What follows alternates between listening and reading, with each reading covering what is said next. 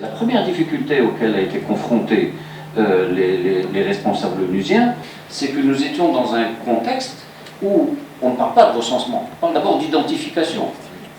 Qui peut participer à un référendum?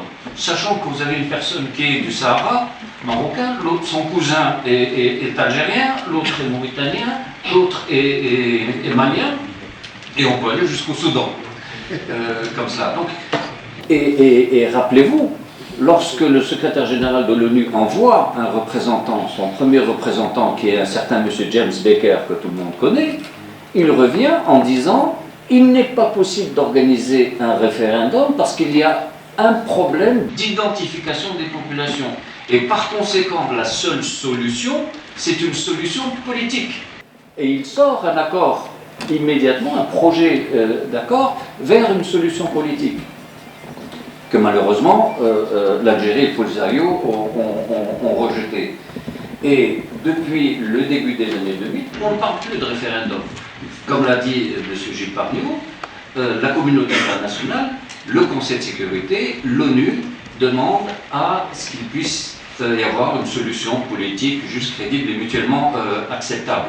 Et on demande aux partis de faire un effort dans ce sens. Et le Maroc réagit immédiatement en présentant un plan d'autonomie très très large pour ceux qui le connaissent, avec des prérogatives très très importantes données aux populations de la région, et qui surtout n'est pas un take it or leave it, c'est une base de négociation. On met ça sur la table et on négocie avec l'autre partie. Malheureusement, une fois encore, l'Algérie et le Polisario refusent de s'inscrire dans cette démarche, préférant le statu quo, avec les résultats qu'on connaît, une situation dans les camps de Tindouf qui est incroyable, abominable. On empêche le recensement. C'est le seul camp de réfugiés dans le monde où il n'y a pas de recensement, parce que le pays hôte le refuse. Il y a du détournement de l'aide humanitaire. On l'a vu, le Parlement européen lui-même l'a condamné au mois de juin dernier, mais aussi le HCR, et aussi le Programme alimentaire mondial.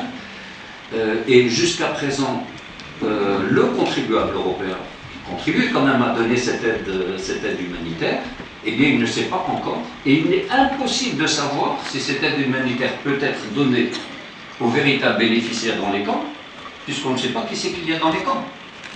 On sait par contre que l'année dernière, lorsqu'il y a eu les présidentielles, enfin il y a quelques années quand il y a eu les présidentielles algériennes, il y a eu des gens dans les camps qui ont voté.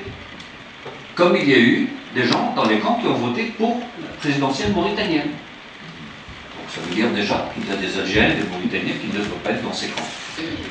Et donc le problème, fondamentalement, il est là.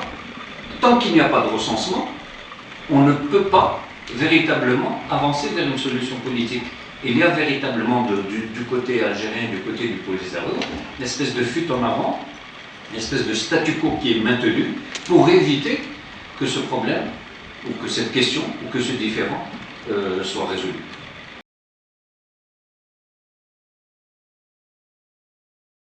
Très franchement, je suis diplomate, mais je vais être un petit peu provocateur et j'ai envie de vous demander, madame, sur quelle planète vous vivez. Vous ne pouvez pas dire des inexactitudes, des inepties pareilles. Dire que l'arrêt du tribunal du 10 décembre donne une représentativité au Polisario ou interdit tout accord de l'Union européenne avec le Maroc incluant le Sahara, c'est faux. Vous mentez, madame.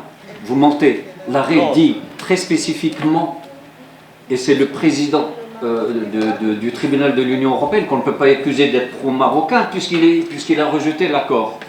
Il dit que rien n'interdit, au regard du droit international et du droit communautaire, à l'Union européenne de négocier un accord qui inclut un territoire disputé. Il le dit 10 fois dans l'arrêt, madame. Vous ne pouvez pas aller dire le contraire maintenant devant cet auditoire. C'est un mensonge flagrant. Vous ne pouvez pas le dire. Le Maroc a un statut de puissance administrante de facto, parce qu'il n'y avait pas de possibilité de pouvoir cadrer dans le terme onusien la question du Sahara. Et il y a un territoire non autonome. Et avec cela, l'Union européenne a négocié, et pas uniquement l'Union européenne, toute la communauté internationale a négocié des accords avec le Maroc qui inclut le Sahara. Et dernièrement, le Congrès américain a donné l'autorisation aux États-Unis, au gouvernement des États-Unis, de venir investir au Sahara marocain. Alors il faut arrêter de dire n'importe quoi. Madame. Merci, monsieur l'ambassadeur. Alors,